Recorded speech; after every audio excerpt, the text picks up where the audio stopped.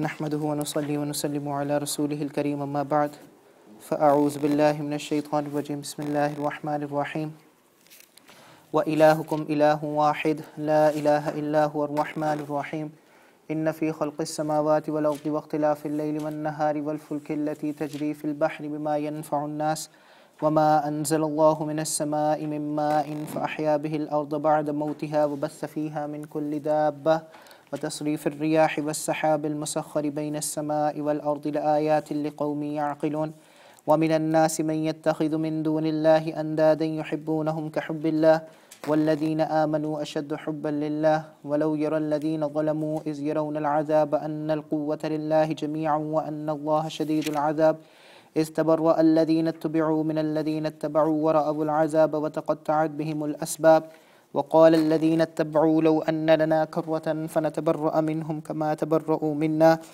कज़ालिक युरीहिमुल्लाहु अअमालहुम हसरातिन अलैहिम वमा हुम बिखारिजीन मिनन नार या अय्युहन्नासु कुलू मिम्मा फ़िल अर्दि हलालन तय्यिबन वला तत्तबिअू खुतुवातिश शैतान इन्नहु लकुम अदुव्वुम मुबीन इन्नमा यअमुरुकुम बिस्सूइ वल फ़हशाइ व अन तक़ूलू अलल्लाहि मा ला तअलमून व इज़ा क़ील लहुम इत्तबिअू मा अंज़लल्लाहु क़ालू बल नत्तबिअू मा अल्फ़ैना अलैहि आबाअना अवलौ कान आबाउहुम ला यअक़िलून शैअन वला यहतदून वमसलुल लज़ीना कफ़रू कमसलिल लज़ी यनइक़ु बिमा ला यस्मअु इल्ला दुआअन व निदाअ सुम्मुन बुक्मुन उम्युन फ़हुम ला यअक़िलून। बारकल्लाहु ली व लकुम फ़िल क़ुरआनिल अज़ीम व नफ़अनी व इय्याकुम बिल आयाति वज़्ज़िक्रिल हकीम अस्तग़फ़िरुल्लाह ली व लकुम व लिसाइरिल मुअमिनीन वस्तग़फ़िरूहु इन्नहु हुवल गफ़ूरुर रहीम। सुब्हानक ला इल्म लना इल्ला मा अल्लमतना इन्नका अंतल अलीमुल हकीम रब्बि इश्रह ली सद्री व यस्सिर ली अमरी वहलुल उक़दतम मिन लिसानी यफ़क़हू क़ौली रब्बि यस्सिर व ला तुअस्सिर व तम्मिम बिल ख़ैर व बिका नस्तईन या फ़त्ताह या फ़त्ताह या फ़त्ताह। सदक़ल्लाहुल अज़ीम व सदक़ रसूलुहुन नबियुल करीमुल अमीन। अल्हम्दुलिल्लाह, अल्लाह सुब्हानहु व तआला का शुक्र है, अल्लाह ने मुझे और आपको एक दफ़ा फिर से तौफ़ीक नसीब फ़रमाई है यहाँ पर इकट्ठे होने की। जैसा कि आप सब हज़रात जानते हैं कि हमारा मामूल है, हमारी रूटीन है कि हम ट्यूसडेज़ को इशा के बाद कुरान मजीद का दर्स करते हैं उर्दू में, फ्राइडेज़ को इशा के बाद कुरान मजीद का दर्स करते हैं इंग्लिश में। अल्लाह सुब्हानहु व तआला ने हमें तौफ़ीक दी है अपने इस सिलसिले को चलाने में, ख़ास तौर पे जो उर्दू की रूटीन है। आज मैं डेट नोट कर रहा था, इसको तकरीबन 1.5 साल हो चुका हुआ है। तो अल्हम्दुलिल्लाह अल्लाह सुब्हानहु व तआला ने 1.5 साल से हमें ये तौफ़ीक दी है कि हम इस दर्स के सिलसिले को मुस्तक़िल मज़ाजी के साथ और जितना हो सकता है उतने अदब, एहतराम और इज़्ज़त के साथ चलाने की कोशिश कर रहे हैं। अल्लाह सुब्हानहु व तआला से दुआ है कि क़यामत तक इस मस्जिद के अंदर इस सिलसिले को इसी तरह से चलने की तौफ़ीक नसीब फ़रमाए। चाहे हम रहे या ना रहे, हमारे आने वाली नस्लें जब यहाँ पर हों तो वो भी इसी सिलसिले को इसी तरह कायम व दायम रखें, बल्कि इससे भी ज़्यादा लोगों के लिए मुनाफ़े वाला बनाए। और अल्लाह सुब्हानहु व तआला इस सिलसिले को हमारी आखिरत में निजात का ज़रिया बनाए। और अल्लाह सुब्हानहु व तआला हमें जो कुछ यहाँ सीखने की तौफ़ीक देता है, हमें अपनी अमली ज़िंदगियों में लाने की तौफ़ीक नसीब फ़रमाए। आज जिन आयत की मैंने आपके सामने तिलावत की है वह सूरतुल बक़रा की है। आयत नंबर 164 से लेकर 171 तक हमने तिलावत की है। इन आयत में मुख्तलिफ़ मज़ामीन हैं, मैं बारी बारी करके आपके सामने आता जाऊँगा। एक बड़ा बहुत ज़्यादा अहम मज़मून है जो आखिर में आएगा, आप सब की तवज्जो चाहूँगा। दूसरा ये कि आपको पहले से ही बता रहा हूँ, क्योंकि जब तक हम एंड पे पहुँचते हैं काफ़ी लोग ज़हनी तौर पे थक चुके होते हैं, तो अपने जहन को बचा के रखिए। आखिर में जो मसला है उसको समझने के लिए बहुत अहम मसला है, ख़ास तौर पे एडिनबरा से रिलेटेड है। बहुत सारे लोग मिलते होंगे, आपको ऐसी बातें करते होंगे, तो बहुत अहम ये मसला है। ख़ास तौर पर जिस इलाके में हम रह रहे हैं उस इलाके के लिहाज से ये बहुत अहम मसला। बहरहाल आयात का आगाज़ इस चीज़ से हो रहा है कि अल्लाह सुब्हानहु व तआला अपनी तौहीद को बयान कर रहे हैं। तौहीद जिसको हम इंग्लिश में वननेस ऑफ अल्लाह सुब्हानहु व तआला कहते हैं। मैंने आपको पहले भी बताया था कि कुरान मजीद के अंदर अल्लाह सुब्हानहु व तआला ने ज़्यादा तवज्जो इस मौजू के ऊपर डाली है। सबसे ज़्यादा अल्लाह सुब्हानहु व तआला ने जिस मौजू को कुरान मजीद में बयान किया है वो अल्लाह की तौहीद है, वहदानियत है, कि अल्लाह एक है। पहले माना समझ लीजिए, उसके बाद मैं आपको उस चीज़ की तरफ लेकर जाऊँगा जिसकी बात हो रही है कुरान मजीद। देखिए, जब हम तौहीद कहते हैं, उलमा ने तौहीद के 4 मतलब बताए हैं हमें। वननेस ऑफ अल्लाह सुब्हानहु व तआला जब हम कहते हैं तो उसके अल्लाह सुब्हानहु उलमा ने हमें 4 मतलब बताए हैं कि अल्लाह एक है। उसकी वजह क्या है? 4 वजूहात है, जहन में रखिए। जब भी कभी ज़रूरत पड़े बात करने की, अल्लाह की वहदानियत बताने के लिए, अल्लाह का एक होना बताने के लिए, तो उसको जहन में रखिए। अल्लाह एक है, क्यों? 4 वजह। पहली बात, अल्लाह एक इसलिए है कि दुनिया के अंदर कोई आपको अल्लाह की नज़ीर नहीं मिलेगी, कोई आपको अल्लाह जैसा नहीं मिलेगा, कोई अल्लाह का आपको मिसल नहीं मिलेगा। अल्लाह अपनी तरह का एक है, इस वजह से अल्लाह वहदहू ला शरीक है। अल्लाह का कोई मिसल आपको यहाँ पर दुनिया में या पूरी कायनात में कहीं पर भी, तो अल्लाह का कोई मिसल नहीं है, अल्लाह की कोई शबीह नहीं है, अल्लाह की कोई मिसाल नहीं है। इस वजह से अल्लाह सुब्हानहू व तआला एक है। दूसरी बात, अल्लाह एक इस वजह से है कि अल्लाह के अलावा कोई इबादत के लायक नहीं है। दुनिया में हम किसी की इबादत नहीं करते, करते हैं या नहीं करते?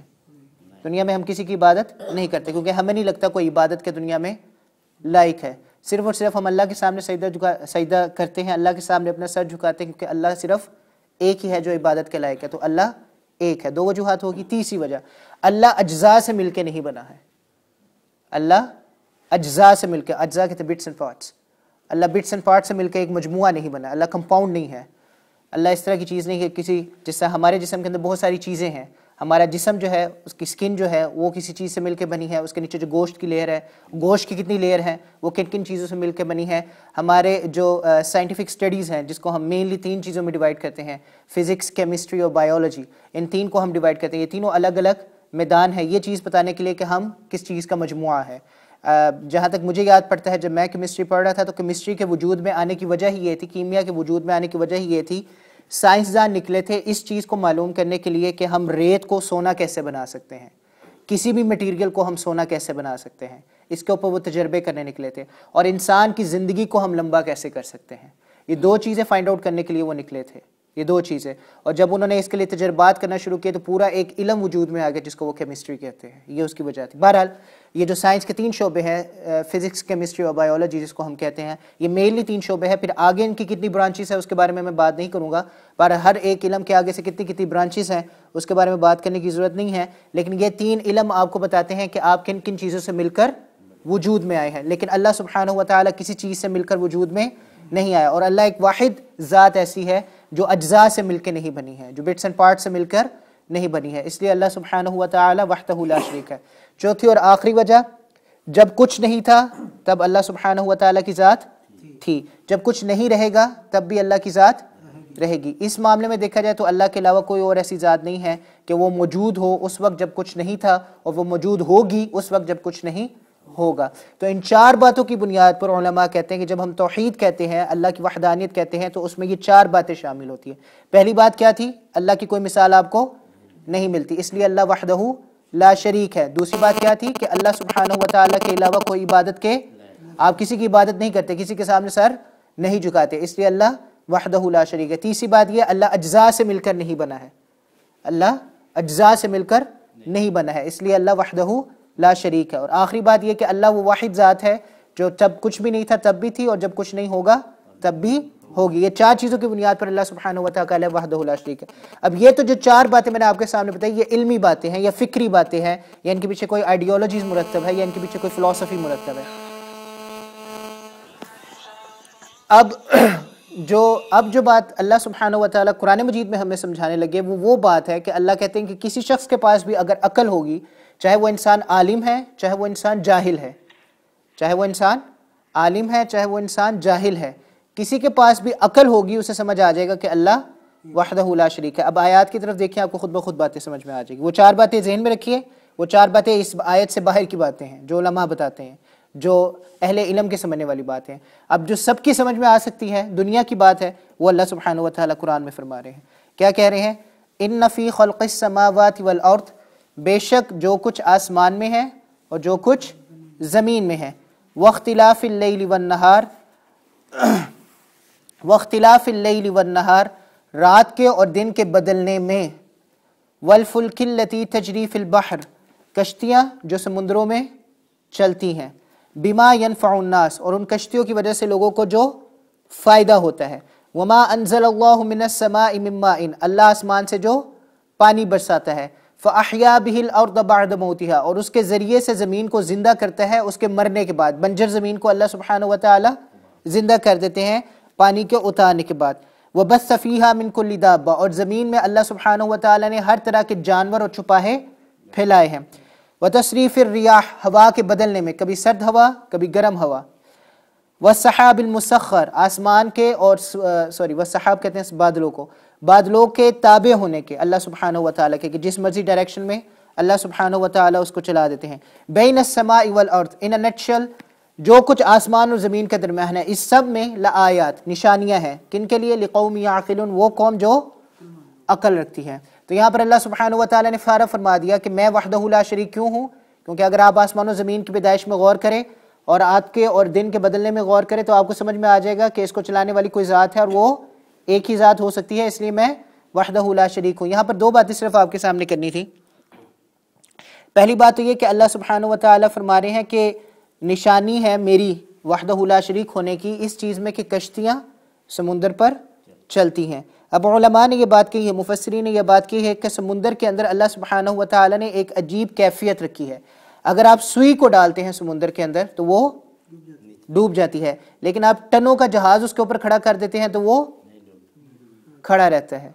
ये जो खड़ा रहना है एक जहाज का और सुई का डूब जाना है, इसके पीछे जो पानी की एक कैफियत है या पानी की एक तरबियत अल्लाह ने बनाई है, उसके अंदर भी निशानी है अल्लाह के वहदहू ला शरीक होने के। फिर वो कहते हैं वस्सहाब व तसरीफ़ रियाह, हवा के बदलने में, कि अगर पानी इस तरह का ही होता है कश्ती खड़ी हो सकती है उसमें, लेकिन अल्लाह हवाएं न चलाता, डायरेक्शंस के लिए अल्लाह सुब्हानहू व तआला हवाएं न चलाते, तब भी जहाज़ का या पानी का आपको कोई फ़ायदा नहीं हो सकता था। एक दूसरी आयत है उसमें अल्लाह सुब्हानहू व तआला यही फरमा रहे हैं कि इन यशा युस्किन रिहा फयज़लन रवाकिद अला ज़हरी, कि अगर अल्लाह चाहते तो हवाओं को रोक देते, हवाओं को साकिन कर देते, तो उसके बाद जो तुम्हारे जहाज़ है वो समुद्रों में खड़े हो जाते। तो ये जो हवाओं का चलाना है और समुद्र के अंदर ऐसी बात पैदा कर देना है कि वो लेके चलने वाला है, ये भी किसकी तरफ से है?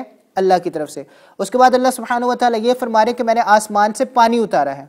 अब पानी उतारने के पीछे क्या अल्लाह सुब्हानहू व तआला की हिकमत है, यह हमें बताना है कि पानी उतारने के पीछे भी अल्लाह सुब्हानहू व तआला की वहदानियत है, उसके पीछे क्या वजह है। देखिए, अल्लाह सुब्हानहू व तआला चाहते तो मुझे और आपको कहते कि मैं 6 महीने का पानी उतार रहा हूँ, आप सारे अपनी अपनी बाल्टियाँ भर लें और उस 6 महीने का पानी इस्तेमाल कर ले। ये हो सकता था कि नहीं हो सकता था? कि अल्लाह कहते कर लें। लेकिन इसके अंदर हमारे लिए क्या मुश्किल होती थी? अब तो हमारे पास फ्रिज भी हैं, अब तो हमारे पास फ्रीजर्स भी हैं, लेकिन पहले अगर लोगों के लिए पानी ऐसे ही उतार दिया जाता और उनसे कहा जाता कि 6 महीने तक उसका ख्याल रखो, तो वो उसका ख्याल ना रख पाते, पानी ने ख़राब हो जाना था। पानी अगर ठहरा रहे तो वो ख़राब हो जाता है। अगर आप पानी को डब्बों में डाल के रख देते 6 महीने के लिए बचा के, तो आपको उसको बचाने में एक अरसा लग जाता है, एक तकलीफ होती है आपको। इसलिए अल्लाह सुब्हानहू व तआला टाइम बाय टाइम थोड़ी थोड़ी बारिश बरसा रहे हैं, और उस बारिश को इस तरीके से बरसा रहे हैं कि उसकी वजह से हमें भी फ़ायदा हो और उसकी वजह से दुनिया में जितनी भी मखलूक़ात है अल्लाह की, चाहे वो जानवर हैं, चाहे वो पौधे हैं, चाहे वो दूसरी मखलूक़ात हैं, उन सबको उसका फ़ायदा हो। इसी तरह अल्लाह सुब्हानहू व तआला, जैसे मैंने आपको हवा के बारे में बताया है, एक और मौके पर अल्लाह सुब्हानहू व तआला ने यह फरमाया है कि फ़अस्कनहु फ़िल अर्ज़, ज़मीन में मैंने पानी को रोक दिया है, ज़मीन में मैंने पानी को खड़ा कर दिया है। व इन्ना अला ज़हाबिन बिही लक़ादिरून, और मैं इस बात की कुदरत रखता था कि मैं ज़मीन से पानी को निकाल देता। अब इसको ज़रा समझने की कोशिश कीजिए। अल्लाह पानी बरसाता है, गलत या ठीक? उस पानी को अल्लाह रिस्टोर भी कर देता है। किस तरह से? नदी नाले बन गए, पहाड़ों के अंदर से अल्लाह ने ऐसे रास्ते बना दिए कि वो चश्मों में और चश्मे फिर समुद्रों में जाके शामिल हो जाते हैं। तो अल्लाह सुब्हानहू व तआला पानी भी रिजर्व की जा रहा है। उसके अलावा ज़मीन के अंदर अल्लाह ने सुब्हानहू व तआला ने पानी ऐसे रिजर्व किया कि यहाँ पर आप गड़ा खोद दे या कुआं खोद दे और पानी नीचे से निकल आएगा। तो अल्लाह सुब्हानहू व तआला ने हर जगह हमारे लिए वाटर रिजर्व रखा है। और इसको कैसे रखा है, किस हिकमत के साथ रखा है? और फिर पहाड़ों पर अल्लाह ने बर्फ़ भी जमा दी है ताकि हमें पानी को बचा कर रखने की ज़रूरत ना हो, या हमें ये परेशानी या ये मुश्किल ना हो कि हम पानी को कैसे बचा के रखेंगे। तो इवन दो कि इंसान के पास कोई टेक्नोलॉजी नहीं थी आज से 1400 साल पहले, लेकिन तब भी अल्लाह ने ऐसी तरतीब बना दी थी कि इंसान को पानी का नफ़ा पहुंचता रहे। अल्लाह ने ऐसे पानी, इसलिए अल्लाह कह रहे हैं कि मैंने पानी उतारा और उसके ज़रिए से इंसान को मैंने नफ़ा दिया, कि अल्लाह ने हर जगह पानी को रिजर्व करने के लिए तरीके खुद ब खुद बना दिए हैं। आप ज़मीन खोदे, आपको कुआं निकल आएगा, आप पहाड़ों की बर्फ़ पिघला ले, आपके पास पानी आ जाएगा। पहाड़ों के जो चश्मे हैं वो समुद्रों में शामिल होते हैं, आप समुद्रों से पाइप लेकर आ सकते हैं। नदी नाले तालाब हैं जिसके ज़रिए से आप पानी हासिल कर सकते हैं। तो अल्लाह ने ज़मीन के अंदर पानी को खड़ा किया और हमारे लिए ताज़ा रखा। तो अल्लाह सुब्हानहू व तआला यही फरमा रहे कि अगर एक अक्लमंद शख्स है और वो इन सारी निशानियों पर गौर व फिक्र करता है तो उसे किसी दूसरी दलील की ज़रूरत नहीं है, उसके लिए यही काफ़ी है कि मैं अल्लाह वहदहू ला शरीक हूँ। इमाम अबू हनीफ़ा का एक दफ़ा हम लोगों के ज़हनों में ये ख्यालात आते हैं आजकल, जब भी हम ख़ास तौर पे इस मुल्क के अंदर मैंने नोट किया है, जब भी हम कहीं पे जाते हैं तो लड़के या बच्चे ये बात बहुत ज़्यादा करते हैं कि हमारे वालिदैन ने हमें मदारिस में भेज दिया, हमारे वालिदैन ने हमें मसाजिद में भेज दिया और कारी हजरात ने हमें मार के और पीट के और गुस्सा करके कुरान सिखा दिया, लेकिन हम जिस माशरे में रह रहे हैं उस माशरे में लोग ऐसे हैं जो खुदा को नहीं मानते हैं और वो हमसे ये पूछते हैं कि तुम खुदा को कैसे मानते हो। या जिस माशरे में हम रह रहे हैं वो थ्योरी ऑफ एवोल्यूशन, यही कहते हैं थ्योरी ऑफ एवोल्यूशन, बंदर वजूद में आ गया था, इंसान बन गया था, डार्विन की जो थ्योरी है वो उसको मानते हैं और इस्लाम उसको नहीं मानता। हमें उसका जवाब देना नहीं आता, हम उसका जवाब कैसे दें।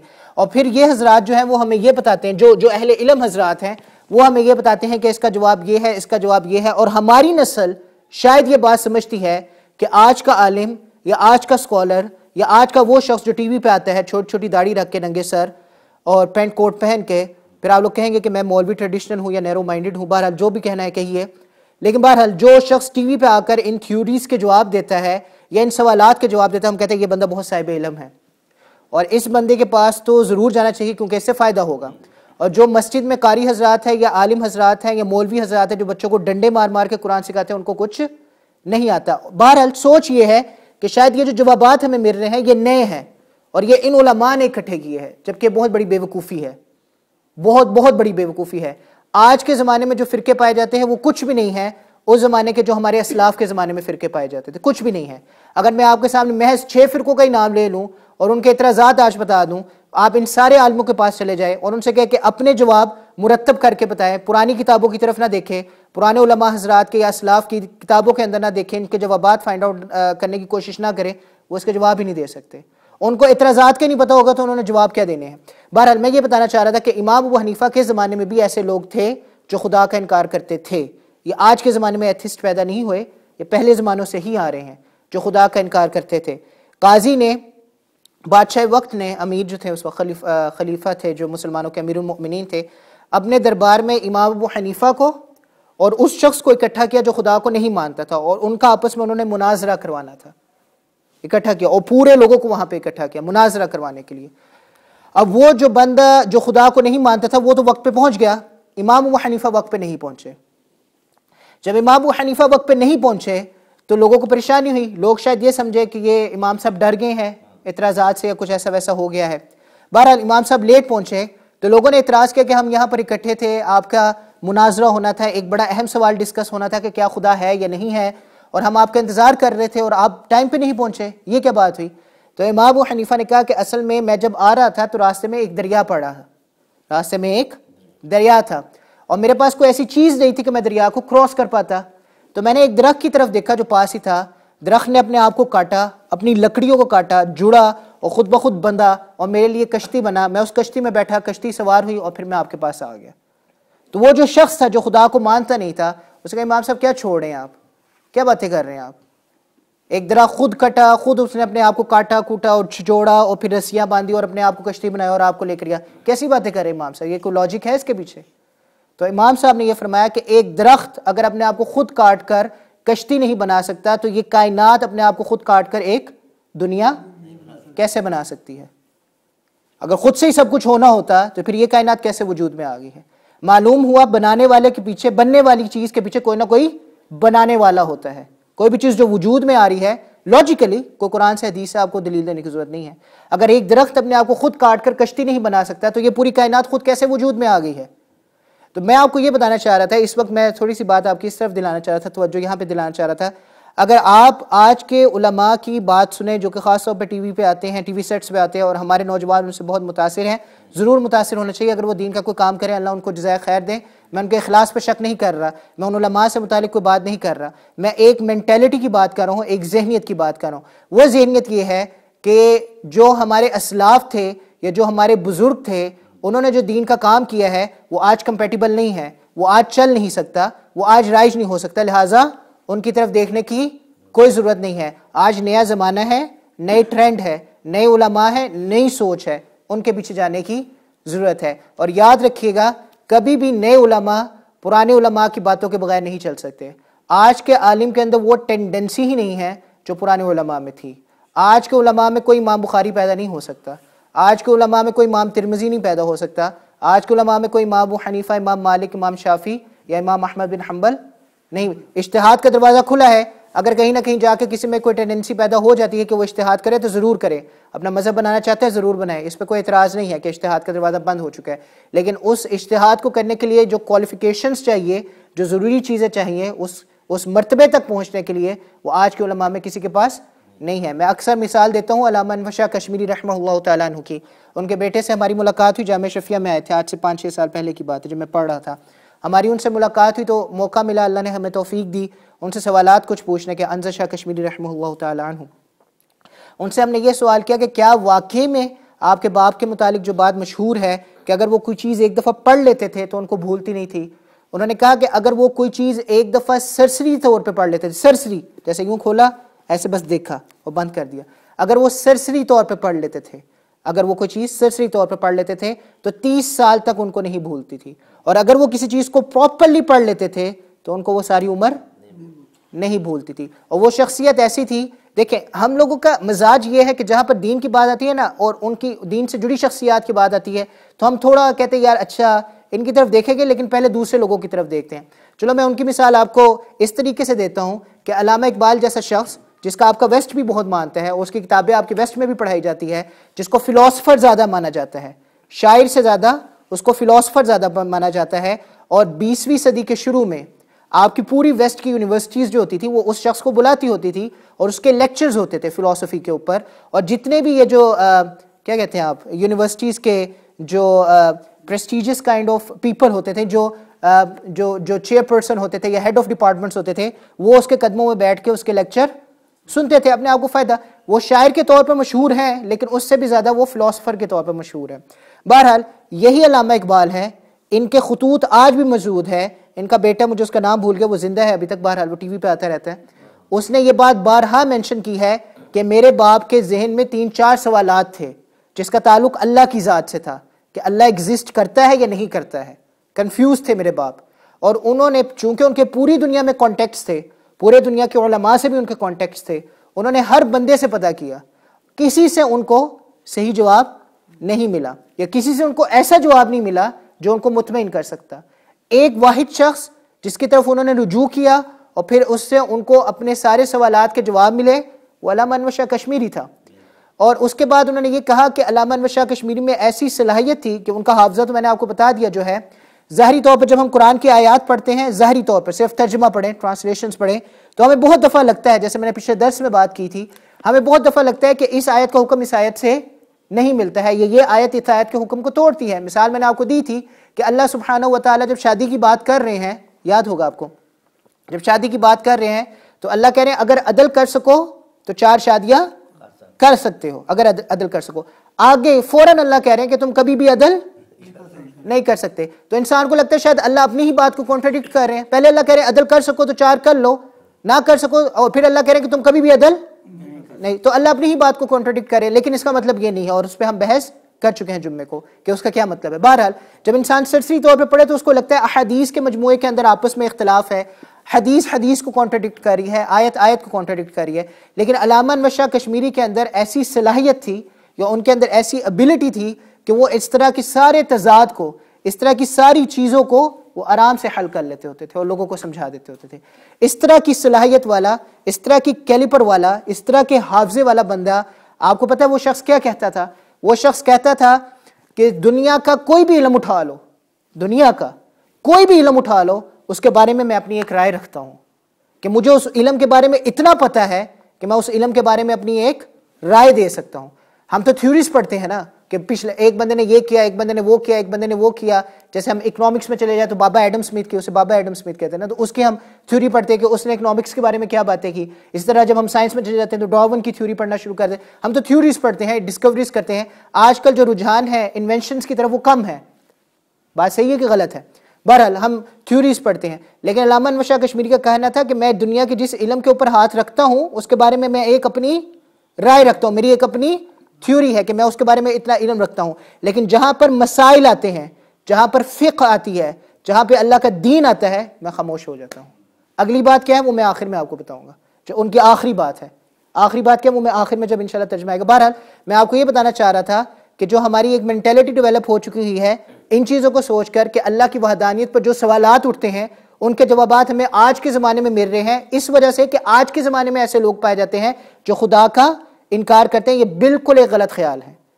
अल्लाह को नाम मानने वाले हर ज़माने में मौजूद थे और उनके जवाब भी हर ज़माने में मिलते जाते हैं। तो चाहे आप वो टीवी वाले के पास जाके पूछ लें, चाहे वो एक मस्जिद में कारी साहब के पास आकर पूछ ले, आपको उसके जवाबात मिल जाएंगे। इसके अंदर ये स्टीरियोटाइप होने की ज़रूरत नहीं है कि हमें हमारे माँ बाप ने मस्जिदों में भेज दिया और हमने कुछ नहीं सीखा। मस्जिद ही अल्लाह का मरकज़ है।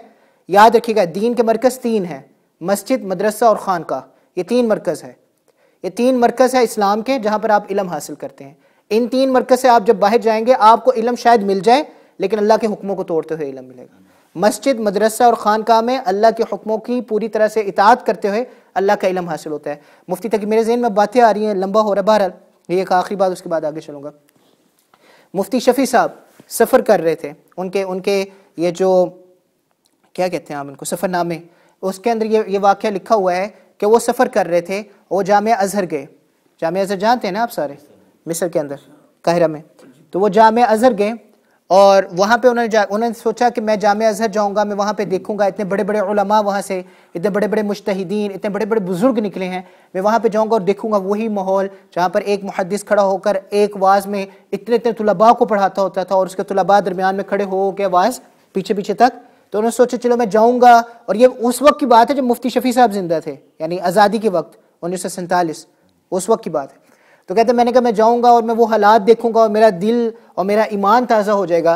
कहते लेकिन मैं जब वहाँ पे गया तो मैंने देखा कि मिक्स क्लासेस हो रही हैं, औरतें भी पढ़ा रहे हैं, मर्द भी पढ़ा रहे हैं। जो मर्द पढ़ा रहे हैं वो हदीस पढ़ाने वाला जो है वो सिगरेट लगा के पढ़ा रहा है और उसको कोई तमीज़ नहीं है हदीस पढ़ाने की, वो नबी का नाम भी एहतराम से नहीं ले रहा और उसने ऐसी किताब रखी हुई है सामने टेबल के ऊपर, वो पाँव पे पाँव चढ़ा कर बैठा हुआ है और वो इस तरह से पढ़ा रहा है। तो मेरा दिल जो है वो बहुत ज़्यादा दुखा और मेरे दिल को बहुत ज़्यादा तकलीफ़ हुई। कहते मैंने वहाँ के लोगों से पता किया कि कोई पुराना आलिम है यहाँ पर, कोई पुराना आलिम जो यहाँ से पढ़ के फारिग हो। तो लोगों ने मुझे बताया है एक शख्सियत है जो बहुत पुराने हैं और वो अब नाबीना हो चुके हैं और बहुत ज़्यादा कमज़ोर हैं। तो मुफ्ती शफ़ी साहब ने कहा कि आप मुझे उनके पास ले जाइए। तो मुफ्ती शफ़ी साहब को उनके पास ले गए। तो जब वो नाबीना और कमज़ोर आदमी के पास वो गए तो उन्होंने अपना तारुफ़ कराया कि हज़रत मैं पाकिस्तान से आया हूँ, मैंने ये उलूम हासिल किए हैं और मुझे ये डिग्रीज़ मिली है, ये उलूम हासिल कर, मतलब अपना तारुफ़ करवाया कि मैं कहाँ से हूँ कहाँ। तो वो कहते हैं जो नाबीना हज़रत थे, जो आलिम थे, वो उनके पैरों में गिर गए, रोना शुरू कर दिया और उनकी मिन्नतें की। उन्हें कहा मौलवी साहब अपना तरीका मत छोड़िएगा, जिस तरीके से आप दीन सिखा रहे हैं अपने मुल्क में उस तरीके को मत छोड़िएगा, क्योंकि अगर आपने उस तरीके को छोड़ दिया तो दीन के इल्म की सारी बरकत ख़त्म हो जाएगी, जिस तरीके से आप दीन अपने मुल्क में सिखा रहे हैं। अब हमारे मुल्क में दीन किस तरह से सिखाया जाता है कि हम ज़मीन पे बैठ के दीन का इल्म हासिल करते हैं। किताब हमसे ऊपर होती है, हम ज़मीन पे, जब हमने बैठना है तो हमने इस तरह से बैठना है। हम चौकड़ी मार के भी, अगर हमारा उस्ताद कोई हमें देख ले कि हम चौकड़ी मार के बैठे हुए हैं, पूरे टांगे खोल के बैठे हुए हैं, तो हमें बाकायदा सज़ा मिलती है। हमने हर किताब को पढ़ने से पहले वुज़ू करना है। हमने हर किताब की इबारत को इस तरह से पढ़ना है, इबारत ये कहते हैं जो टेक्स्ट है आपके सामने, इस तरह से पढ़ना है। हम कुरान के मुकाबला नहीं उससे कर रहे, लेकिन वो हदीस है, हमने इस तरह से पढ़ना है कि हमसे कोई गलती ना रह जाए। आपके हमारे कुरान में तो सारी ज़ेर ज़बर पेश लगी होती है ना, लेकिन जो अरबी के टेक्स्ट हैं, जो किताबें, उनमें ज़ेर ज़बर पेश नहीं होती। तो उसको इबारत को ऐसे समझ के पढ़ना है कि जब हम उसको पढ़ें तो उसमें कोई गलती ना आए। इवन कि जब उस्ताद सबक पढ़ा भी देता है, जब हम लड़के आपस में तकरार करते हैं, तब भी ये सारे आदाब होते हैं। इन आदाब के बगैर हम किताब को हाथ नहीं लगा सकते। इतना ख्याल होता है कि लड़के अपने बैग भी अपने सरों के नीचे नहीं रखते सोने से पहले, तकिए तो होते नहीं, अपने सरों के नीचे बैग नहीं रखते। बैग नीचे रखने की क्या बात है, अपना पैर भी जो है अपनी किताबों की तरफ नहीं करते। और सबसे बड़ी बात यह है कि हमारी क्लासेस आज तक मखलूत नहीं हुई, मिक्स क्लासेस, लड़कियों के अलग मदारिस है, लड़कों के। अगर किसी मेल टीचर को लड़कियों को पढ़ाना भी पड़ता है तो पूरे पर्दे में वो पढ़ाता है, वो कभी भी उनके सामने बैठकर उनको नहीं पढ़ाता। बहरहाल वो बुजुर्ग कहते हैं कि आप जो मर्जी कर लेना, अपने मुल्क के अंदर जिस तरीके से आप लोगों को दीन सिखा रहे हैं उस तरीके से मत हटिएगा।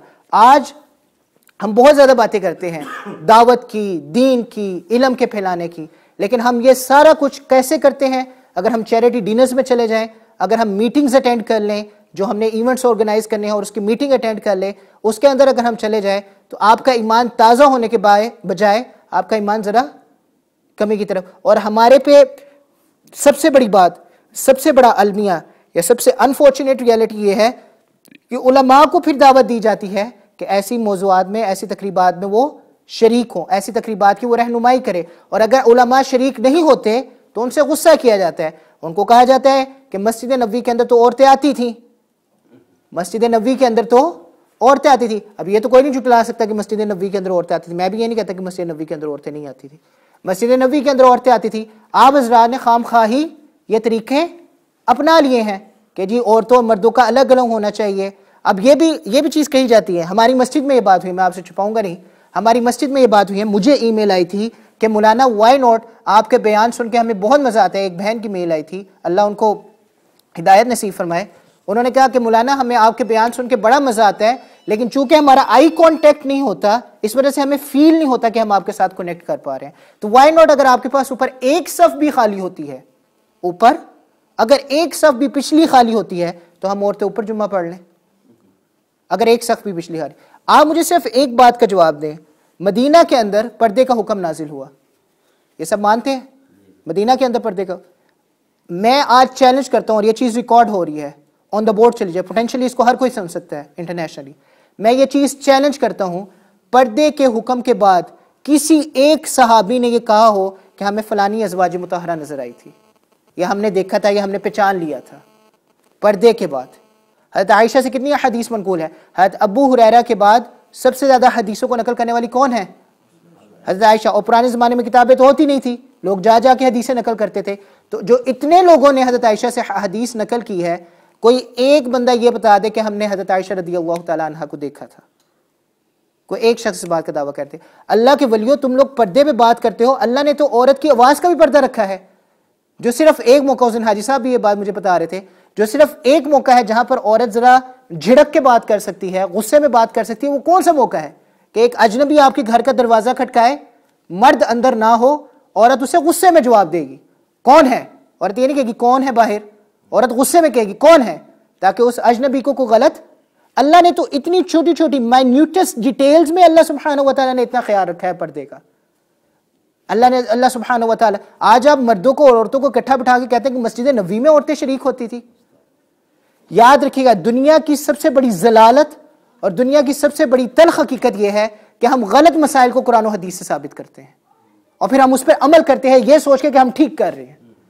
हमने दावत का काम करना है और नबी के हुक्मों को ही तोड़ते हुए हमने दावत का काम करना है। आप मुझे यह बात बताएं, नबी के जमाने में कितनी कॉपीज थी कुरान की, जो आज हम कुरान के लोगों को कॉपियां बांटते फिरते हैं दावत के तौर पर? कितनी कॉपियां थी नबी के जमाने में? लेकिन नबी के जमाने में पहले अरब भी मुसलमान हुआ, उसके बाद रोम फारिस भी मुसलमान हुआ। उमर बिन अब्दुल अजीज के जमाने में मुसलमानों की रियासत चाइना से लेकर स्पेन तक थी, चाइना से लेकर स्पेन तक, आधी दुनिया। उमर बिन अब्दुल अजीज, है तो उमर की बात नहीं कर रहा, जिनको उमर सानी कहते हैं, उनके जमाने में इस्लाम तो हर जगह मौजूद था। कितनी कॉपीज बांटी जाती थी उस वक्त कुरान मजीद की?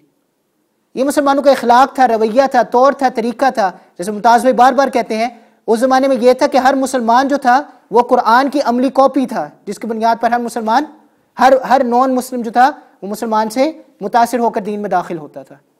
आज हम कॉपीज तो बांट, फिर मुझे ये बात समझ में नहीं आती, नबी की दावत है, नबी इस पर तड़पे हैं दिन रात, जो हम बार बार किस्से भी सुनाते हैं, ताइफ का किस्सा हम सुनाते हैं, गज़वात के किस्से हम सुनाते हैं, मुख्तलिफ तरीक़ों से हम ये साबित करते हैं बार बार कि दावत देना बरहक है, दावत देनी है, देनी है, देनी है। अल्लाह के वलियों, दावत देनी है तो किसके तरीके पर दावत देनी है? अगर दावत देनी है तो किसके तरीके पर देनी है? नबी के तरीके पर दावत देनी है। अगर मैं और आज आप ये समझते हैं कि वो तरीका पुराना हो गया है, आज को नई तरीका अपनाने की जरूरत है, तो फिर जो हमारा दावा है कि नबी हर जमाने के लिए और हर कौम के लिए आया था, वो गलत हो गया ना। फिर तो हमें दावा करने की जरूरत नहीं, क्योंकि नबी ने जो अपने जमाने में काम किया आज तो वो चल नहीं सकता हमारे मुताबिक। तो फिर नबी ने जो किया नाऊज़ बिल्लाह वो उसी जमाने तक था। बहरहाल किस्सा मुख्तसर करने की बात है, एक मेंटेलिटी के बारे में मैं आपको बात बता रहा था। मैं जल्दी से इंशाल्लाह तर्जुमा करते हुए आगे चलूंगा, क्योंकि बाद आगे तर्जुमे की सिर्फ आखिर में जाकर बात आएगी जिसकी तरफ मैंने आपकी तवज्जो दिलानी थी। वमिनन्नासि मन यत्तखिज़ु मिन दूनिल्लाह, लोगों में से बाज़ लोग ऐसे हैं जिन्होंने अल्लाह के अलावा अंदादें, अल्लाह के अलावा शरीक बना लिए हैं, युहिब्बूनहुम कहुब्बिल्लाह, और वो अल्लाह से मोहब्बत ऐसे, वो उन शरीकों से मोहब्बत ऐसे ही करते हैं जैसे वो अल्लाह से मोहब्बत करते हैं। यानी लोगों में से बाज़ लोग ऐसे हैं जिन्होंने अल्लाह के साथ शरीक बना लिए हैं, अल्लाह के इक्वल्स बना लिए हैं, और वो इन इक्वल से ऐसे ही प्यार करते हैं जैसे वो अल्लाह से प्यार करते हैं। अब अल्लाह सुब्हानहू व तआला ये फरमा रहे हैं वल्लज़ीना आमनू अशद्दु हुब्बन लिल्लाह, जो लोग ईमान लेकर आते हैं वो अल्लाह से सबसे ज़्यादा मोहब्बत करते हैं। यहाँ पर मुफस्सिरीन ने जो फरमाया है वो ये फरमाया है कि जो काफिर होता है, जो मुशरिक होता है, जो मुनाफिक होता है, वो अपने माबूद से उस वक्त तक प्यार करता है जब तक उसको फ़ायदा मिलता है। जब अल्लाह या जब उसका माबूद उसको किसी मुज़र्रत में, तकलीफ़ में या उस पर कोई ऐसा हुक्म डालता है जो उसकी तबीयत के खिलाफ होता है, वो अपने माबूद से मोहब्बत करना छोड़ दे। ये मुनाफिक की निशानी है। जबकि ईमान वाले की निशानी ये है कि चाहे उस पर हुक्म सख्त हो या उस पर हुक्म आसान हो, चाहे उस पर मुश्किल हो चाहे उस पर आसानी हो, वो अपने रब से हमेशा मोहब्बत करता है। ये ईमान वाले की निशानी है। वलौ यरल्लज़ीना ज़लमू इज़ यरौनल अज़ाब अन्नल कुव्वता लिल्लाह, और अगर ये लोग जिन्होंने जुल्म किया है अपनी जानों पर, यानी काफिर, अगर ये काफिर इज़ यरौनल अज़ाब, अगर ये काफिर देख ले दुनिया में अल्लाह के अजाब को जो अल्लाह ने आखिरत में देना है, अगर एक काफिर सिर्फ दुनिया में देख ले अल्लाह के अजाब को, तो इन्हें पता चल जाएगा कि अन्नल कुव्वता लिल्लाहि जमीआ, तमाम ताकत सिर्फ और सिर्फ अल्लाह के लिए है। व अन्नल्लाह शदीदुल अज़ाब, और बेशक अल्लाह सुब्हानहू व तआला सख्त अज़ाब देने वाले हैं। इस्तबर्रा अल्लज़ी, ये बहुत मज़े की आयत है जो मैं बड़ी इंजॉय करता हूँ इस आयत को। इस्तबर्रा अल्लज़ीना तुबिउ मिनल्लज़ीना तबउ व रअउल अज़ाब व तक़त्तअत बिहिमुल अस्बाब, ये वो दिन है कि जिनकी ये इबादत करते थे मुशरिकीन, जिनकी इबादत करते थे, वो इनसे बेजार हो जाएंगे। मैं आपको समझाता हूँ, इसको पैराफ्रेज करके समझाता हूँ। वरअउल अज़ाब, और ये सब के सब लोग अजाब को देख लेंगे। व तक़त्तअत बिहिमुल अस्बाब, और इनके असबाब सब के सब मुनक़ते हो जाएंगे, इनके सारे मीन्स, सारे ज़राए ख़त्म। यहाँ पर अल्लाह सुब्हानहू व तआला क्या कह रहे हैं कि उस दिन क्या होगा कि जिन बुतों को, जिन मूर्तियों को ये अपना खुदा बनाकर इबादत करते थे, क़यामत के दिन वो बुत और वो मूर्ति कहेंगे कि हमने इनको नहीं कहा था कि हमारी इबादत करो, ये हमसे फारिग है और हम इनसे बेजार हैं, हमने इनसे नहीं कहा था कि हमारी इबादत करें। आपको शायद मेरा जुम्मे का वो बात याद हो जब मैंने आपको बताया था कि शैतान ने अल्लाह से 4 वादे किए थे। वला उदिल्लन्नहुम, कि मैं इंसान को गुमराह करूंगा। दूसरा वादा उसे कहा था वला उमन्नियन्नहुम, मैं इंसान को ख्वाहिशात में फंसा दूंगा, इंसान की जो ख्वाहिशात होती है उसमें मैं इंसान को फंसा दूंगा। और उसका मैंने आपको मतलब मुफस्सिरीन ने जो मतलब बताया है उसके मुताबिक ये था जो आजकल मुफस्सिरीन कहते हैं। देखें, पहले शैतान ने हमें सबसे पहले हमें क्या दिया, हमें सबसे पहले ऑडियो कैसेट्स दी, फिर उसके बाद वीडियो कैसेट्स आई, फिर DVD आया, फिर हमारे पास चैनल्स आना शुरू हुए, फिर डिश लगी, फिर केबल आया, उसके बाद हमारे पास फ़ोन्स आना शुरू हुए, फिर हमारे पास फ़ोन पे पहले खाली सुनने की फैसिलिटी थी, उसके बाद हमारे पास देखने की फैसिलिटी आई, फिर हमें फ़ोन पर इंटरनेट की फैसिलिटी दी गई अनलिमिटेड, और हमसे कहा गया कि आप तब तक शॉपिंग कर सकते हैं जब तक आप मर न जाए। You can shop until you drop dead, that's what they said to us ना, that's what they advertise and that's what they endorse कि you can shop until you drop dead, जब तक आपकी ज़िंदगी है आप तब तक कर सकते हैं। और जब इंसान मर जाएगा और क़यामत में आखिरत में खड़ा होगा तो वही शैतान जिसने सब कुछ दिया था वो कहेगा ला तलूमुनी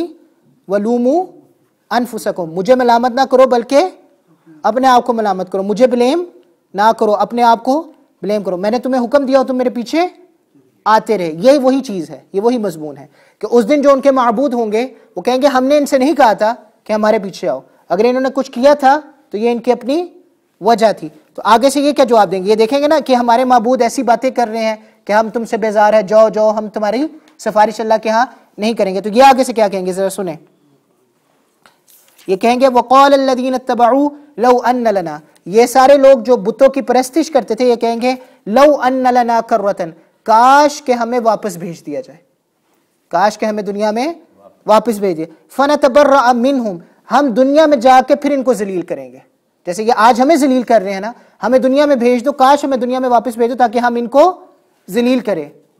और कमा तबर्रऊ मिन्ना, जैसे कि आज हमें जलील कर रहे हैं। कज़ालिका युरीहिमुल्लाहु अअमालहुम, इसी तरह अल्लाह उस दिन सबको उनके अमल दिखाएगा। हसरातिन अलैहिम, और उस दिन लोग अपने अमाल पर अफसोस कर रहे होंगे, हसरत कर रहे होंगे, काश हम वापस चले जाएं और काश हम अपने अमाल को दुरुस्त कर लें।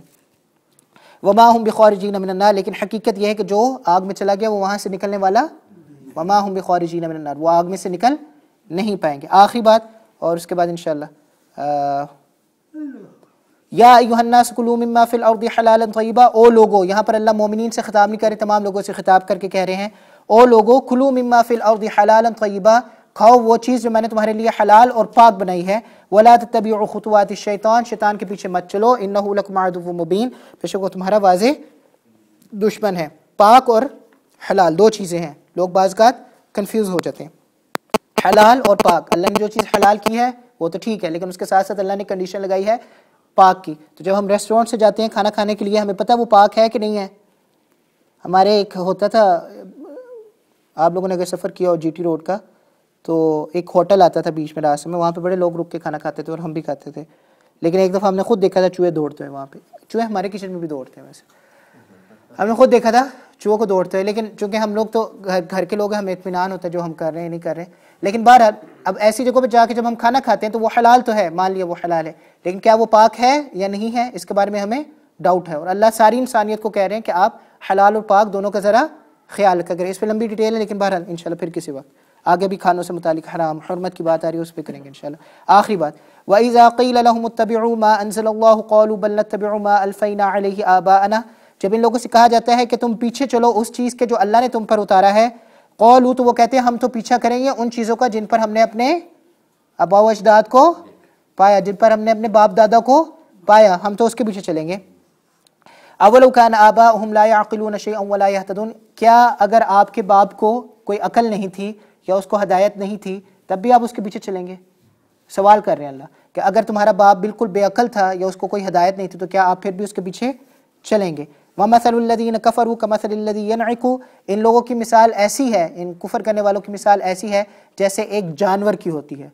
बिमा ला यस्मउ इल्ला दुआअन व निदा, जितना मर्जी आप उनको पुकारते रहे, जितना मर्जी आप उनको समझाते रहे, वो समझते, वो सिर्फ सुनते हैं आपकी आवाज़ को, आपकी चीख को, आपकी पुकार को, लेकिन वो समझते तो ये जानवरों की तरह है। सुम्मुम बुक्मुन उम्युन फहुम ला याक़िलून, गूंगे हैं, अंधे हैं, बहरे हैं और अकल नहीं रखते। यहाँ पर एक मसला ये है, उस दिन यहाँ पे मस्जिद में हफ्ते का दिन था, अल्हम्दुलिल्लाह हफ्ते को यहाँ पर एक स्कूल होता है, अल्जीरियन लोग हैं हमारे, वो स्कूल करते हैं यहाँ पे अरेबिक। तो कुछ भाई बैठे थे यहाँ पर अपनी मस्जिद में, बहुत मोहब्बत करते हैं, अच्छे भाई हैं, मेरा उनसे कोई इख्तलाफ नहीं है। उनकी बात मैंने बस जाते जाते सुन ली। वो अरबी में एक दूसरे से गुफ्तगू कर रहे थे और किसी आलिम के बारे में ये बात कर रहे थे कि उनका कोई शेख था अरब का जिसने ये कहा है कि वहाबी भी काफिर, सलफ़ी भी काफिर, और उसने ऐसे बात की है ना कि वहाबी भी काफिर हैं और सलफ़ी भी काफिर हैं। तो वो ये आयत पढ़ रहा था, उसके जवाब में ये आयत पढ़ रहा था। बहरहाल मैं खुद इस चीज़ के हक़ में नहीं हूँ कि एक मुक़र्रर खड़ा और सबको काफिर कहना शुरू कर दे, कि हमने पिछली दफ़ा बात पढ़ी है कि हम लानत नहीं कर सकते किसी भी शख्स पर। क्यों? क्योंकि हमें नहीं पता वो किस हालत में मरेगा, और हमें अपना नहीं पता कि हम किस हालत में मरेंगे। पता नहीं हम ईमान पे मरते हैं कि नहीं मरते, और पता नहीं काफिर ईमान पर मर जाए, हमें तो पता नहीं है। तो खड़े होकर फतवे ऐसे देना ख़ासतौर पर अवाम के अंदर, ये बिल्कुल भी दुरुस्त नहीं है। वो बात उनकी ठीक थी, लेकिन उन्होंने ये आयत पढ़ी उसके जवाब में, वो ये जवाब में आयत पढ़े थे कि देखो अल्लाह ने तकलीद के बारे में क्या कहा है। अल्लाह ने कहा है कि तुम अपने आबा व अजदाद को ना मानो, बल्कि तुम उस चीज़ को मानो जो अल्लाह ने नाजिल की है। और अल्लाह ने क्या चीज़ नाजिल की है? कुरान, और नबी का कलाम भी वही है, वो वही गैर मतलू है, उसकी तिलावत नहीं की जाती लेकिन वो वही है। तो बहरहाल अल्लाह ने वो चीज़ें नाजिल की है, तो हमें अब क्या पीछे जाने की ज़रूरत है? जो मैं इस्लाफ के ऊपर सारी बहस करता आ रहा था, मेरा यही ज़हन था आपका ज़हन बनाना इस बात के लिए, क्या हमें पीछे जाने की ज़रूरत है कि हमारे सामने कुरान और हदीस है और हम उसी से बात करें? मैं सिर्फ 2-3 मिसालें, सिर्फ एक ही मिसाल आपको दूंगा और उसके बाद फिर हम इस तकलीद के मौजू पे बात करेंगे। देखें, आप सब हज़रात जानते हैं, ये एक आम हुक्म है, आप सब हज़रात जानते हैं कि खड़े होकर पेशाब करना हलाल है हराम है? जी सब हराम है। कोई दो राय है इसकी? किसी भी फ़िक्र में इसके ऊपर इख्तलाफ हो या कोई दो राय हो? खड़े होकर पेशाब करना हराम है। नबी की हदीस है जिस हदीस के ज़रिए हम मौज़ू का मसला साबित करते हैं, उस हदीस में है कि नबी सल्लल्लाहु अलैहि वसल्लम कौम की गंदगी पर तशरीफ़ ले गए और वहाँ पे नबी ने खड़े होकर पेशाब किया। वहाँ पे नबी ने, असलाफ को हमने नहीं मानना, हदीस हमारे सामने आ गई, खड़े होकर पेशाब जायज़? खड़े होकर पेशाब जायज़? नबी की हदीस है यार, सही हदीस है, पढ़ नहीं रहे? नबी की हदीस है, सही हदीस है, सारी किताबों में मौजूद है, नबी ने खड़े होकर पेशाब किया, तो मैं और आप कैसे कहेंगे हराम है? अच्छा नहीं, वो दूसरी हदीस है जिसमें नबी ने मना किया खड़े होकर पेशाब करने से, तो नबी ने तो खुद भी खड़े होकर। आपको पता है मसला ये है, अगर एक आलिम और अगर एक मुफ्ती अपने मसले के खिलाफ अमल कर दे, उसने एक मसला बताया एक बंदे को, लेकिन उसके खिलाफ जाके वो अमल कर दे, तो उसका वो मसला या फतवा कैंसिल आउट हो जाता है। तो अगर नबी ने ये बात कह भी दी हो कि पेशाब खड़े होकर नहीं करना, लेकिन नबी ने खुद जो अमल किया वो उसके खिलाफ था, तो नबी का ये मसला कैंसिल हो जाना चाहिए ना। अब आप मुझे ये बात बताएं, ये जो आप चीज़ साबित करते हैं कि खड़े होकर पेशाब करना हराम है, वो कहाँ से करते हैं? अगर आपने सिर्फ हदीस का तर्जुमा देखना है, आपने हदीस पढ़नी है, आपने कुरान पढ़ना है, चले आप मुझे ये बता दें कि आप जो कुरान की, अगर आप सिर्फ कुरान पढ़ते हैं, कुछ लोग हदीस को भी नहीं मानते, सिर्फ कुरान पढ़ते हैं, तो फिर 5 नमाजों का सबूत कहाँ से मिल जाता है? अगर हम दोनों चीज़ों को देखें, कुरान को भी और हदीस को भी। एक और आपके सामने मिसाल, उसके बाद फिर इस पर बात करें। नबी सल्लल्लाहु अलैहि वसल्लम के मसाइल के मुताबिक, या नबी सल्लल्लाहु अलैहि वसल्लम के हदीस के मुताबिक जो मसाइल निकले हैं, उसमें से एक मसला तो स्ट्रिक्ट है, वो ये है कि जब आप पेशाब या पखाने के लिए बैठते हैं, जब आप बैतुल खला में जाते हैं, जब आप टॉयलेट यूज़ करते हैं, तो ना आपकी बैक और ना आपका फ्रंट काबे की तरफ होना चाहिए। ठीक है, हमारी टॉयलेट्स थोड़ी मशकूक है वैसे, लेकिन बहरहाल ना आपका फ्रंट और ना आपका सामने वाला हिस्सा काबे की तरफ होना चाहिए। बाज़ हज़रात हैं वो कहते हैं सामने वाला नहीं हो सकता, पीछे वाला हो सकता है। बहरहाल उनका, लेकिन सामने वालों पर सबका इख्तिलाफ है। सामने वाला एक हिस्सा ऐसा जिस पर सबका इख्तिलाफ है। अब एक हदीस है, तिरमिज़ी में मौजूद है, आप कहेंगे मैं निकाल के दे दूंगा आपको। उस हदीस के अंदर एक सहाबी सीढ़ी चढ़ रहे थे और उन्होंने नबी सल्लल्लाहु अलैहि वसल्लम को तहारत करते देखा और नबी सल्लल्लाहु अलैहि वसल्लम का रुख काबे की तरफ था। नबी का रुख काबे की तरफ। तो आज जो कंसेंसस डेवलप हुआ है, इजमा डेवलप हो गया है कि आप अपना अगला रुख काबे की तरफ नहीं कर सकते। वो कैसे कर दिया आपने? नबी की हदीस से उसके खिलाफ आ रही। चलेंगे भी छोड़ दें। आप लेटर्स पढ़ते हैं ABCDEFGHIJKLMNOP, आपने इन्वेंट किए, आपने ईजाद किए, किसी और ने ईजाद किए थे, आप उसकी तकलीद कर रहे हैं। क्यों? आप में अक्ल नहीं है? अपने लेटर्स ईजाद नहीं कर सकते, आप अपनी ज़ुबान ईजाद नहीं कर सकते। तकलीद एक ऐसा मसला है, आप लोग इसको माने या माने, ज़िंदगी के अंदर बहुत सारी चीज़ें हैं, बहुत सारे शोबे हैं जिसमें हम वो कर रहे हैं। आप लेफ्ट हैंड साइड पे गाड़ी चलाते हैं, राइट हैंड साइड पे क्यों नहीं चलाते? पूरी दुनिया राइट हैंड साइड पे चला रही है, आप क्यों नहीं चलाते? आप एक कानून है उसको फॉलो कर रहे हैं। आप लाल ही पर क्यों रुकते हैं, सब्ज़ पर क्यों नहीं रुक सकते? लाल की तकलीद कर रहे हैं। तकलीद एक ऐसा मसला है जो आप ज़िंदगी के बहुत से शोबों में अपना रहे हैं। अब आगे बात दीन की। दीन की मैंने आपको 2-3 मोटी मोटी मिसालें दी हैं। अब जो मैंने आपको खड़े होकर पेशाब वाली मिसाल दी है, मुहद्दिसीन ने यह वजूहात बतलाई है कि नबी सल्लल्लाहु अलैहि वसल्लम ने जो पेशाब खड़ा होकर किया था वो उनको तकलीफ़ थी, और तकलीफ़ के अंदर इंसान खड़े होकर पेशाब, अब ये कहाँ पर हदीस में लिखा है कि तकलीफ़ की वजह से नबी सल्लल्लाहु अलैहि वसल्लम ने किया था और खड़े होकर इंसान कर सकता है? कौन सी हदीस में लिखा है? कौन से नबी सल्लल्लाहु अलैहि वसल्लम ने कब फरमाया था? ये कभी फरमाया? आपने कभी कोई हदीस ऐसी देखी कि नबी ने कहा कि मैं खड़े होकर पेशाब इसलिए कर रहा था कि मुझे तकलीफ़ थी? अब ये जो मसला आप ले रहे हैं, किससे ले रहे हैं? अपने असलाफ से, अपने बुजुर्गों से। जब आप इस मसले को लेकर इस पर अमल कर रहे हैं तो आप क्या कर रहे हैं? क्या कर रहे हैं? आप तकलीद कर रहे हैं, आप पीछे चल रहे हैं। बात ये समझने वाली है, यहाँ पर अल्लाह सुब्हानहू व तआला ने जो बात कही है कि आप तकलीद नहीं कर सकते, उसके साथ साथ अल्लाह ने तकलीद का सबूत भी साबित कर दिया है। आप तकलीद नहीं कर सकते उस बंदे की जिसमें ना अकल है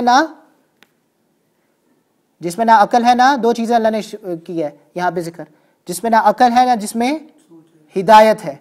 दो चीज़ें, हिदायत क्या है? अल्लाह के अहकामात। अकल क्या है? अल्लाह ने इतनी आपको सलाहियत दी है कि आप नसूस के अंदर, कुरान और हदीस के अंदर जो नए मसाइल पैदा हो रहे हैं उसका जवाब तलाश करके ला सकते हैं। अकल इतनी है आपके पास कि आपके सामने मसले का डायरेक्ट सोल्यूशन मौजूद, लेकिन आप हदीस को इकट्ठा करेंगे, आप आयात को इकट्ठा करेंगे, आप सारों को इन्वेस्टिगेट करेंगे और आप एक हुक्म निकाल कर ले आएंगे। यह है अकल। और हिदायत क्या है कि अल्लाह के अहकामात आपको पहुंच चुके हैं और आप उस पर अमल कर रहे हैं। अगर ये दो चीजें किसी शख्स में पाई जाती है और आपको उस पर इत्मीनान है तो वो शख्स क्या कहलाता है? मुज्तहिद।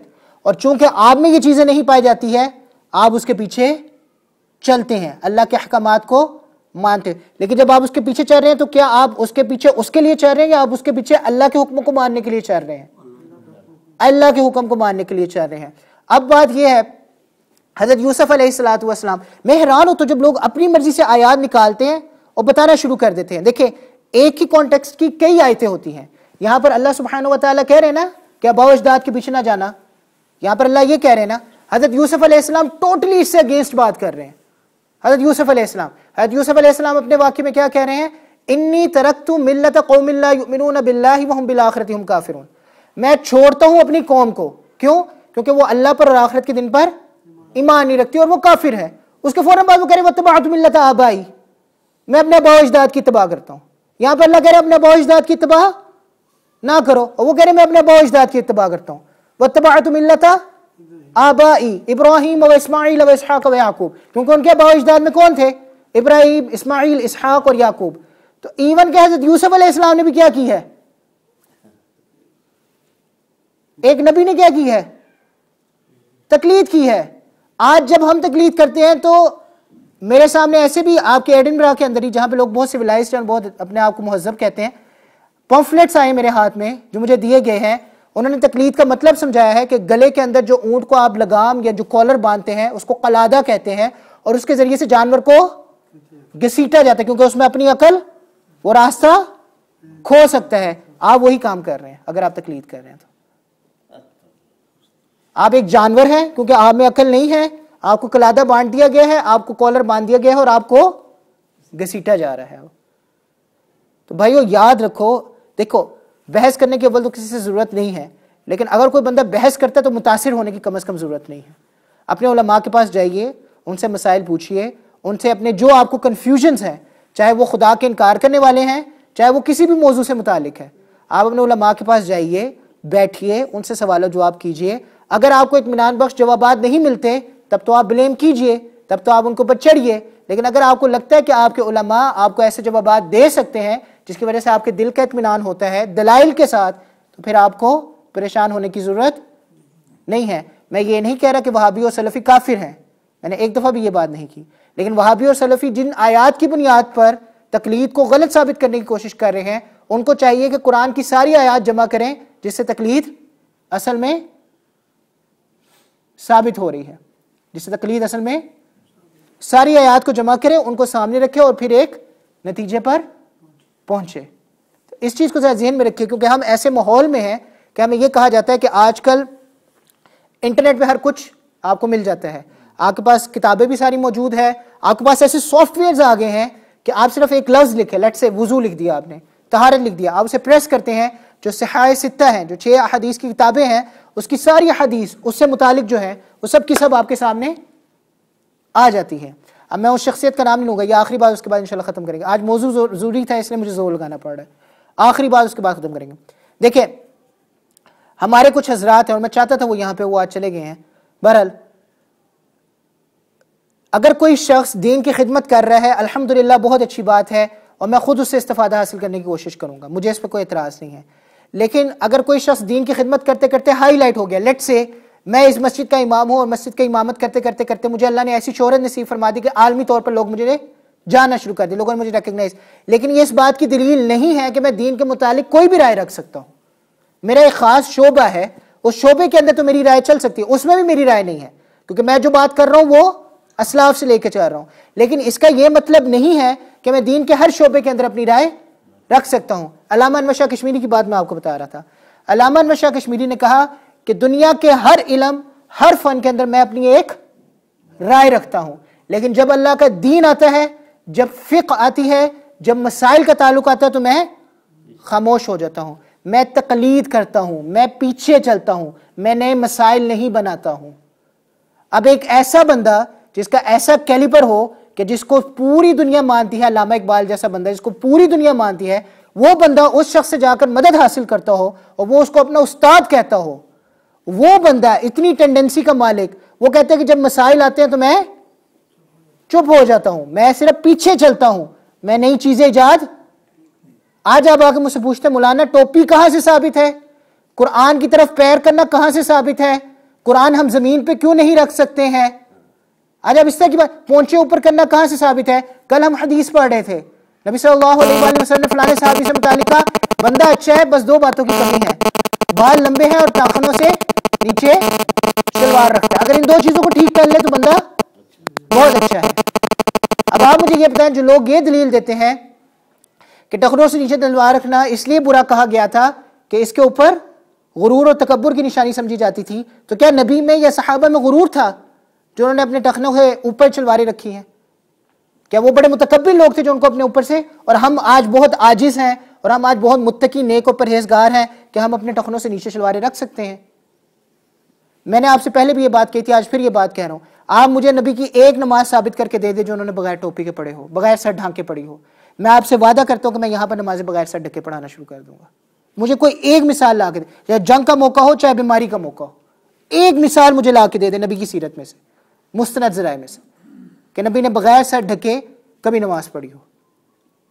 बहरहाल भाइयों बुजुर्गों, बात में ये कर रहा था कि जहाँ पर तकलीद का मसला आता है, अल्लामा अनवर शाह कश्मीरी फरमा रहे थे कि ना मैं इन्वेंट करता हूँ और ना मैं कोई चीज़ इजाद करता हूँ, मैं उसको चुप करके उसके पीछे चलता हूँ। इमाम कुर्तुबी का कौल है, उसके बाद सिर्फ दुआ करेंगे। इमाम कुर्तुबी रहमहुल्लाह ताला अन्हु फरमाते हैं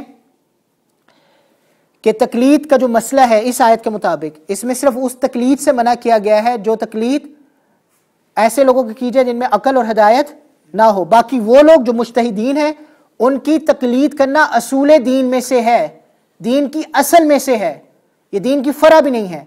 आपको पता है ना कि दीन के 4 असूल हैं, कुरान, सुन्नत, इजमा, क़यास। इमाम कुर्तुबी कह रहे हैं कि तकलीद करना दीन के असूल में से है। जब हम कहते हैं प्रिंसिपल्स ऑफ इस्लाम और प्रिंसिपल्स ऑफ इस्लामिक जूरिस्प्रूडेंस, उसमें 4 चीज़ें आ जाती हैं, कुरान, सुन्नत, इजमा और क़यास, और यही हायरार्की है। सबसे पहले कुरान, फिर सुन्नत, फिर इजमा, फिर क़यास। इमाम कुर्तुबी फरमा रहे हैं तकलीद भी दीन के असूल में से एक असल है, बातिल तो दूर की बात, ये एक असल है, इसके बगैर आप दीन पे नहीं चल सकते। अगर आपको दीन पे चलना है, इसके बगैर आप दीन पे नहीं चल सकते। हमारे यहाँ मसला ये है कि अगर कोई एक शख्स अपनी एक स्पेसिफिक फील्ड में मशहूर हो जाता है, हम उसको दीन के हर शोबे के अंदर हुज्जत मान लेते हैं। एक शख्सियत है जो टीवी पे आती है, आप सब उसको सुनते हैं, और वो शख्सियत भी अच्छी है, मैं उसके बारे में कोई बात नहीं करना चाह रहा, वो शख्सियत भी अच्छी है, लेकिन उसका ताल्लुक सिर्फ और सिर्फ कंपैरेटिव स्टडी ऑफ रिलीजन से है, तकाबुल अदियान से है। वो दीन को सामने रखते हुए एनालाइज करता है, लोगों को दावत देता है इस्लाम की तरफ, क्योंकि वो ये जानता है कि उसने इस्लाम को बरहक कैसे साबित करना है। उसके साथ उसके पास बाकी अदियान का भी इल्म है, जिसकी बुनियाद पर वो इस्लाम की उन पर फौकियत को और इस्लाम की उन पर बर्तरी को साबित करते हैं। लेकिन इसका मतलब कतअन ये नहीं है कि वो बंदा कुरान, हदीस और सुन्नत और इजमा और क़यास और मसाइल से मुतालिक अपनी एक राय रखे और आप सब उसकी राय के पीछे चलना शुरू करते हैं। इसका कतअन ये मकसद नहीं है। उन्हीं गैदरिंग के उन्हीं की एक गैदरिंग में एक सवाल किया गया, और ये मैंने खुद सुना है। उनसे ये पूछा गया कि ये जो लोग फॉलो करते हैं इमाम अबू हनीफा को, इमाम शाफी को, इमाम मालिक को, इमाम अहमद बिन हम्बल को, फिर मसाइल में इख्तलाफ भी पाया जाता है, इसमें क्या करना चाहिए? उन्होंने इसका ये जवाब दिया कि इमाम अबू हनीफा ने कहा, अगर आपको, जो कि बिल्कुल ठीक बात है, अगर आपको मेरा कोई मसला हदीस के खिलाफ मिले तो मेरा मसला उठाकर दीवार पे मारे और सही हदीस पर। उसके बाद उन्होंने मिसाल ये दी कि इमाम अबू हनीफा ने कहा नमाज ऐसे पढ़ो, जबकि सही हदीस से साबित है कि नबी सल्लल्लाहु अलैहि वसल्लम नमाज ऐसे पढ़ी। इमाम अबू हनीफा का फतवा ये है कि मेरा मसला उठाकर दीवार पे मारो और सही हदीस पे अमल करो। तो आप अब इमाम अबू हनीफा का ये वाला मसला उठाकर दीवार पे मारते हैं, सही हदीस के मुताबिक यहां पर नमाज पढ़ते हैं, तो आप पक्के हनफी। इमाम शाफी ने कहा अगर आपको मेरे मसले के खिलाफ कोई दलील मिले, मेरा मसला दीवार पे मारो और हदीस के मुताबिक अमल करो। इमाम शाफी ने कहा कि औरत को हाथ लगाने से वजू टूट जाता है, औरत को हाथ लगाने से वजू टूट जाता है। सही हदीस से साबित है कि नबी सल्लल्लाहु अलैहि वसल्लम आयशा के साथ मशगूल थे, उनको छोड़ो और नमाज शुरू कर दी बगैर वजू के। तो नबी और इमाम शाफी के मसले को, जो हाथ लगा के वजू टूटने वाला मसला है, उसको दीवार पे मारो, सही हदीस पे अमल करो, आप पक्के शाफी। तो उसने कहा मैं पक्का हनफी हूं, मैं पक्का शाफी हूं, मैं पक्का हंबली हूं, मैं पक्का मालिकी हूं, और लोगों ने तालियां बजाई। अब अगर आपको ये बात मैं बताऊं, आप सबको बहुत अच्छी लगी होगी ये बात, और आपने कहा बिल्कुल ऑथेंटिक बात है और बिल्कुल ज़बरदस्त बात की है इस बंदे ने। आपको ये बात मालूम है कि ये जो नमाज यहाँ पर पढ़ना साबित है, या इमाम शाफी का जो हाथ लगाकर वजू का तोड़ना साबित है, इसके पीछे कितने दलाइल मौजूद हैं? उसने तो अपनी एक सही हदीस बता दी और उसके मुताबिक आपको कन्विंस कर दिया, लेकिन सही हदीस कितनी तादाद में मौजूद है इस मसले पर कि हाथ लगाने से वजू टूट जाएगा, और इस मसले पर कि हाथ ऐसे बांध कर नमाज पढ़नी है, और कितने सहाबा का अमल फिर उसमें मौजूद है। एक तो हदीस मौजूद है और फिर सहाबा का अमल उस पर मौजूद है। मेरे आपसे ज्यादा हदीस को और नबी को समझने वाले उन्होंने अपने सामने देखा था। नबी के ज़माने में अली रजी अल्लाह तआला अन्हु मौजूद थे, जिन्हें उन्होंने बाबुल इल्म कहा था, उन्होंने सारी उम्र यही नमाज पढ़ी है। तो शायद आज उसको ज़्यादा पता है हदीस का और अली को हदीस का।